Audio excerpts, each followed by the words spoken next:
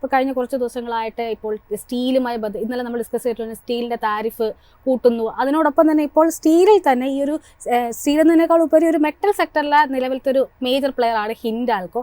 ഹിൻഡാൽകോ ഏകദേശം ഒരു 45,000 കോടി രൂപയുടെ പുതിയ നിക്ഷേപവുമായിട്ടാണ് എത്തുന്നത്. ഇന്നലെയാണ് ഈ ഒരു അനൗൺസ്മെൻറ്റ് നടത്തിയിരിക്കുന്നത്. തീർച്ചയായിട്ടും വളരെ പോസിറ്റീവായിട്ട് എടുക്കേണ്ടുന്ന ഒരു ന്യൂസ് തന്നെയാണ്. അലൂമിനിയം, കോപ്പർ, സ്പെഷ്യാലിറ്റി അലൂമിനിയം ബിസിനസ്സിലായിരിക്കും 45,000 കോടി രൂപ നിക്ഷേപിക്കുക എന്നാണ് പറയുന്നത്. ഏതായാലും ഈ ഒരു വലിയ ഇത്തരത്തിലൊരു മാസമായിട്ടുള്ള ഇൻവെസ്റ്റ്മെൻറ്റ് വരികയാണ്. ഈ എങ്ങനെയായിരിക്കും ഇനി ഒരു ഹിൻഡാൽകോയുടെ മുന്നോട്ടേക്കുള്ള ഒരു ഭാവി, ഒപ്പം തന്നെ ഒരു മെറ്റൽ സെക്ടറിന് എങ്ങനത്തെ മാറ്റങ്ങളാണ് പ്രതീക്ഷിക്കേണ്ടത്? അല്ല, അതിന് മുമ്പായിട്ട് നമ്മുടെ ഒരു പ്രേക്ഷകൻ ഒരു ക്വസ്റ്റ്യൻ ചോദിച്ചിരുന്നു. അതായത് ഇപ്പോൾ ഇനി അപ്കമിങ് IPOs എന്താണെന്നുള്ളത്. അപ്പോൾ നമ്മുടെ റിസർച്ച് ഡെസ്കിൽ നിന്ന് നമ്മുടെ മുഹമ്മദ് സഫ്വാൻ അതിൻ്റെ ഡീറ്റെയിൽസ് നമുക്ക് തന്നിട്ടുണ്ട്. ആ പ്രേക്ഷകൻ്റെ ആ ഒരു ഇൻവെസ്റ്ററിൻ്റെ അറിവിന് വേണ്ടി പറയുകയാണ് ബിഗ്ഗസ്റ്റ് അപ്കമിങ് IPOs ഇനി വരാൻ പോകുന്നത്, അതായത് എക്സ്പെക്റ്റഡ് ആയിട്ടുള്ള, അതായത് അതിൻ്റെ പ്രോസസ്സൊക്കെ നടന്നുകൊണ്ടിരിക്കുകയാണ്, നമുക്ക് ഡേറ്റ് ഒന്നും ഫിക്സ് ചെയ്തിട്ടില്ല. NSEയുടെ വരാൻ ചാൻസ് ഉണ്ട് എന്ന് കേൾക്കുന്നു. NSDL ക്ലിയറിംഗ് കോർപ്പറേഷൻ NSDL എന്നുള്ളത്. പിന്നെ HDB financial services, HDB financial സർവീസസിന്റെ IPO വരാൻ ചാൻസ് ഉണ്ട്. ബോട്ട് ഇലക്ട്രോണിക്സ്, നമുക്കറിയാലോ ഈ പറഞ്ഞ ഹെഡ്ഫോൺസ് ഉണ്ടാക്കുന്ന കമ്പനിയാണ് ബോട്ട് എന്ന് പറയുന്നത്. അതിന്റെ IPO വരാനുള്ളതും ഫോർമാലിറ്റീസ് നടന്നുകൊണ്ടിരിക്കുന്നു. LG ഇലക്ട്രോണിക്സ്, സാംസങ് പോലെ തന്നെ, ഇതിപ്പോൾ സാംസങ്ങിന് എൻട്രി വരുമോ നമുക്കറിയില്ല. LG ഇലക്ട്രോണിക്സും ക്യൂവിലുണ്ട് എന്നുള്ളതാണ്. പിന്നെ ഈ പറയുന്ന പോലെ റിലയൻസ് ജിയോ മച്ച് ആന്റിസിപ്പേറ്റഡ് ആണ്. അതൊരു ഇമ്പാക്ട് ഉണ്ടാക്കാൻ പോകുന്ന ഒരു IPO തന്നെ ആയിരിക്കും എന്നുള്ള. പിന്നെ JSW സിമെന്റ്, അവരുടെ സിമെന്റ് ഡിവിഷൻ വരുന്നുണ്ട്. പിന്നെ ആത്തർ എനർജി, മേ ബി EVയിൽ ഓലയ്ക്ക് ഒരു കോമ്പറ്റീറ്റർ ആയിട്ട് ആത്തർ എനർജിയുടെ ഇത് വരുന്നുണ്ട്. പിന്നെ സെപ്റ്റോ നമുക്കറിയാലോ, സൊമാറ്റോ സ്വിഗ്ഗിയും കൂടാതെ മൂന്നാമതൊരു പ്ലെയർ ആണ്. ആ സെപ്റ്റോന്റെയും IPO മാർക്കറ്റ് പ്രതീക്ഷിക്കുന്നു. പിന്നെ ഫോൺ പേ, പിന്നെ ടാറ്റ ക്യാപിറ്റൽ, പിന്നെ ഫ്ലിപ്കാർട്ടും കൂടെ വരുന്നു എന്നുള്ളതാണ് നമുക്ക് സഫ്വാന്റെ ഒരു അപ്ഡേറ്റ് വന്നത്. ആ പ്രേക്ഷകന്റെ അറിവിലേക്ക് വേണ്ടി നമ്മൾ പറഞ്ഞു എന്നുള്ളൂ. അനിലെ ചോദിച്ചത് ഹിൻഡാൽകോ അല്ലേ? ഈ ഹിൻഡാൽകോ എന്ന് പറയുന്നത് ഒരു ഹിൻഡാൽകോന്റെ രസകരമായിട്ടുള്ള ട്രാൻസ്ഫോർമേഷൻ ലാസ്റ്റ് ഒരു 20-25 കൊല്ലം ഞാൻ മാർക്കറ്റിൽ വന്നതിൽ കണ്ടെന്ന് വെച്ചാൽ ഒരു കമ്മോഡിറ്റി പ്ലെയർ നിന്ന് ഒരു പ്രോഡക്റ്റ് പ്ലെയർ ആയിട്ട് മാറിയെന്ന്.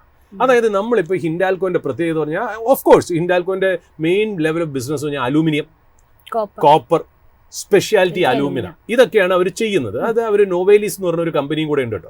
നോവേലീസ് എന്ന് പറഞ്ഞാൽ അവർ മേടിച്ചിട്ടുണ്ട്, US ബേസ്ഡ് കമ്പനി മേടിച്ചിട്ടുണ്ട്. ഈ നോവേലീസും കൂടെ ചേർന്നിട്ട് അവർ one of the largest aluminium റീസൈക്ലറാണ്. അതായത് ഈ ക്യാൻസ് ഒക്കെ ഉണ്ടല്ലോ, ഈ അലൂമിനിയം ക്യാൻസ് ഒക്കെ റീസൈക്കിൾ ചെയ്യുന്നതിൻ്റെ ലാർജസ്റ്റ് ഒരു കമ്പനിയാണ്. പിന്നെ one of the world's largest producer of aluminium കൂടെയാണ് കേട്ടോ ഹിൻഡാൽകോയും നോവേലീസും കൂടെ ചേർന്ന്. അതുപോലെ ഈ കോപ്പർ റോഡ്സ് ഉണ്ടാക്കുന്ന ചൈന കഴിഞ്ഞ് കഴിഞ്ഞാൽ ഹിൻഡാൽകോ, ചൈനീസ് കമ്പനി കഴിഞ്ഞ് കഴിഞ്ഞാൽ ഹിൻഡാൽകോ ആണ് അതിൻ്റെ മേജർ പ്ലെയർ എന്ന് പറയുന്നത്. ഏതാണ്ട് 52 പ്ലാന്റ് ഉണ്ട് 10 രാജ്യങ്ങളിലാണ്. ഇതൊരു വലിയ കമ്പനിയാണ് ഹിൻഡാൽകോൻ്റെ ട്രാൻസ്ഫോർമേഷൻ. എന്തുകൊണ്ട് ഇതൊരു കൊമോഡിറ്റി മെറ്റൽ കമ്പനിയിൽ നിന്ന് മാറി പ്രോഡക്റ്റ് കമ്പനി ആയി എന്ന് വെച്ചാൽ, നമ്മളിപ്പോൾ വേറെ ഒന്നും നോക്കണ്ട.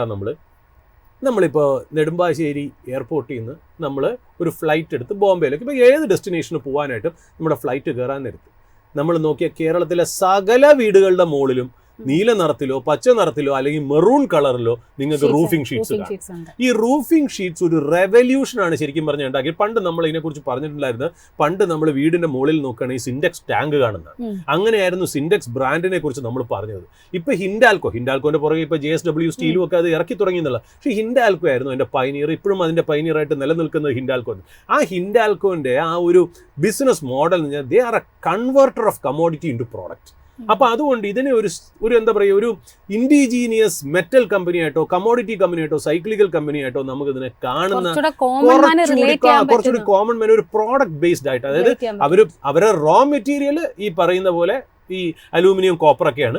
അത് വെച്ചിട്ട് ഒരു പ്രോഡക്റ്റ് കമ്പനിയായിട്ട് മാറുന്നു എന്നുള്ള. ഈ അലൂമിനിയം തന്നെ അവർ റീസൈക്ലിംഗിൽ നിന്നാണ് കൊണ്ടുവരുന്നത്. ഓക്കെ, അപ്പൊ എന്താണ് ആ കമ്പനിയുടെ ആ ഒരു എഫിഷ്യൻസി എന്നൊന്ന് ആലോചിച്ച് നോക്കും.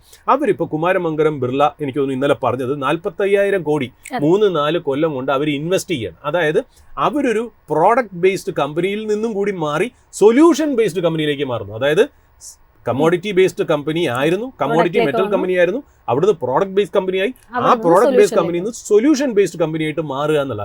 എന്താണ് അതിന്റെ ഓപ്പർച്യൂണിറ്റി എന്ന് അറിയാനില്ല. കാര്യം വെച്ചാൽ നമ്മളിപ്പോൾ പറയുന്ന പോലെ അടുത്ത കാലത്ത് നമ്മൾ ഈ വരുന്ന സോളാർ മോഡ്യൂൾസ്, അല്ലെങ്കിൽ ഇലക്ട്രിക് വെഹിക്കിൾസ്, ഈ വക സെമി കണ്ടക്ടേഴ്സ് അല്ലെങ്കിൽ അതർ ഡിജിറ്റൽ ആൻഡ് ഇലക്ട്രോണിക്സ് കമ്പോണൻസിലൊക്കെ അലൂമിനിയത്തിനും കോപ്പറിനും വളരെ ഇമ്പോർട്ടന്റ് സ്ഥാനമുണ്ട് ഭാവിയിൽ എല്ലാ ബിസിനസ്സിലും തീർച്ചയായിട്ടും. അപ്പൊ അതിനകത്ത് ഇപ്പൊ ഒരു example renewable energy, electric vehicles, semi conductors, electronic കമ്പോണൻസിനൊക്കെ ഇത് വളരെ ഇന്റഗ്രൽ ഒരു മെറ്റലായിട്ട് മാറുക എന്നുള്ളത് ഇപ്പൊ അടുത്ത കാലത്ത് തന്നെ നമ്മൾ മനസ്സിലാക്കിയത്.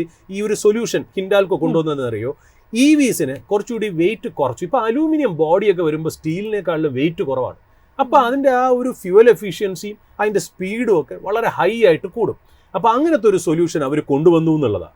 പിന്നെ വേറെ എന്താ രസം എന്നറിയാം, നമ്മൾ ഈ ടാബ്ലറ്റ് ഒക്കെ മേടിക്കുമ്പോൾ അലൂമിനിയം പാക്കേജാണ്, കണ്ടില്ലേ? അലൂമിനിയം പാക്കേജിങ്ങിലാണ് നമ്മൾ ടാബ്ലറ്റ് ഒക്കെ എടുക്കുന്നത്. അതും പ്രൊവൈഡ് ചെയ്യുന്നത് ഹിൻഡാൽകോ പോലെയുള്ള കമ്പനിയാണ്. അപ്പോൾ അതിലേക്ക് കൊടുക്കാനായിട്ട് എത്രയോ, അതായത് റീസൈക്കിൾ 80% ബെവറേജ് ക്യാൻ റീസൈക്കിൾ ചെയ്തിട്ടാണ് ഈ പറഞ്ഞ പോലെ ഫാർമ പാക്കേജിങ്ങിനൊക്കെ ഈ അലൂമിനിയം ഫോയിൽസ് കൊണ്ടുവരുന്നത് എന്നുള്ളത് വളരെ ഇമ്പോർട്ടൻ്റ് ആയിട്ടുള്ളൊരു കാര്യമാണ്. അതുമാത്രമല്ല സോളാർ പാനലിലേക്ക്, പിന്നെ ഈ 2 വീലറിലും EVയിലും ഒക്കെ നമ്മുടെ ബാറ്ററി വെക്കാനായിട്ടുള്ള ആ ഒരു ഇതുണ്ടല്ലോ, ഒരു എൻക്ലോഷർ, ആ എൻക്ലോഷറൊക്കെ അലൂമിനിയത്തിലേക്ക് കൊണ്ടുവന്ന് വെയിറ്റ് കുറച്ച്, അതായത് ഒരു സൊല്യൂഷനാണ് അവർ പ്രൊവൈഡ് ചെയ്യുന്നത്. അതായത് ഒരു ഓട്ടോമൊബൈൽ കമ്പനി എന്താണോ പ്രോബ്ലം ഫേസ് ചെയ്യുന്നത് ആ പ്രോബ്ലമിനെ അഡ്രസ്സ് ചെയ്യാനുള്ള സൊല്യൂഷനാണ് അവർ കൊണ്ടുവരുന്നത്. അതിന് വേണ്ടിയിട്ട് ഹിൻഡാൽകോ ഒരു കമോഡിറ്റി കമ്പനിയിൽ നിന്ന് മാറി പ്രോഡക്റ്റ് കമ്പനിയിൽ നിന്ന് മാറ്റി ഒരു സൊല്യൂഷൻ ബേസ്ഡ് കമ്പനിയായിട്ട് മാറ്റാനുള്ള ആ ഒരു എക്സ്പാൻഷൻ പ്ലാൻ ആണ് ഈ പറഞ്ഞ കുമാരമംഗലം ബിർള 45,000 കോടി കൊണ്ട് 2-3 കൊല്ലമായിട്ട് ഇൻവെസ്റ്റ് ചെയ്യാനായിട്ട് ഉദ്ദേശിക്കുന്നത്. ആ ഒരു ട്രാൻസിഷൻ സ്റ്റേജ് ആണ്. ഏതായാലും ഹിൻഡാൽകോയുടെ ഒരു ടെക്നിക്കൽ സൈഡ് കൂടി നമുക്ക് വളരെ പെട്ടെന്ന് പരിശോധിച്ച് നോക്കാം. ഹരിപ്രിയ മാം, ഹിൻഡാൽകോയിലേക്ക് വരികയാണെന്നുണ്ടെങ്കിൽ നിലവിൽ ഇന്നിപ്പോൾ ഒരു ഫ്ലാറ്റ് സ്റ്റോണിലാണ് ഇപ്പോൾ ട്രേഡിംഗ് നടന്നുകൊണ്ടിരിക്കുന്നത്. തുടക്കത്തിൽ നമുക്കൊരു നല്ലൊരു ബൈ കടന്നു വന്നത്, പിന്നെ ഹൈ ലെവൽസിലൊരു നേരിയ തോതിൽ അവിടെ നിന്നൊരു നേരിയ തോതിൽ ഇടിവാണ് കാണുന്നത്. ഹിൻഡാൽകോയുടെ ഒരു ട്രെൻഡിനെ മാം എങ്ങനെയാണ് വിലയിരുത്തുന്നത്? ഹിൻഡാൽകോ ഇപ്പോഴും 52 വീക്ക് ഹൈയിൽ നിന്ന് 6% ഡൗൺ ആയിട്ട് തന്നെയാണ് കാണിക്കുന്നത്. ആൻഡ് ഓൾസോ നമ്മൾ ഇതിനകത്ത് പ്രത്യേകം ശ്രദ്ധിക്കേണ്ട ഒരു കാര്യം, ഈ കുറച്ച് വോളിയം നമുക്ക് വന്നിട്ടുള്ളത് ഫെബ്രുവരി എൻഡ് തുടങ്ങി മാർച്ച് 10 വരെയുള്ള സമയത്ത് കിട്ടിയ വോളിയത്തിന്റെ എഫക്റ്റിലാണ് ഇത് കുറച്ചൊന്ന് മുകളിലേക്ക് പോയിട്ട്, അതായത് നമുക്ക് പറയാം 600 ലെവലിൽ നിന്ന് ഓൾമോസ്റ്റ് 700 ലെവലിൽ പോയിട്ട് വീണ്ടും 670 ലെവൽ എന്നുള്ള അതിന്റെ കറക്റ്റ് റെസിസ്റ്റൻസ് ഒന്ന് ടെസ്റ്റ് ചെയ്ത് അത് മുകളിലേക്ക് എടുത്തേക്കുന്നത്.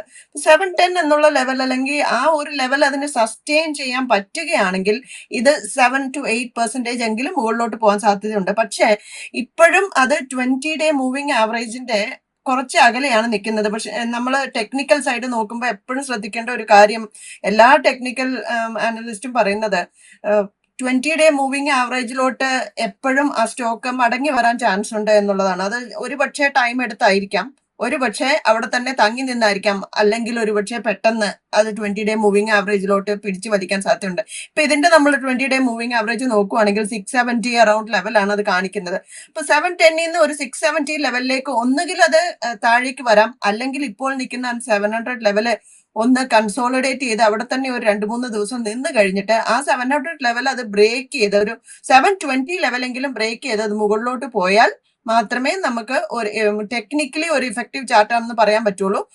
ഫണ്ടമെന്റൽസ് ഞാൻ മറക്കുന്നില്ല.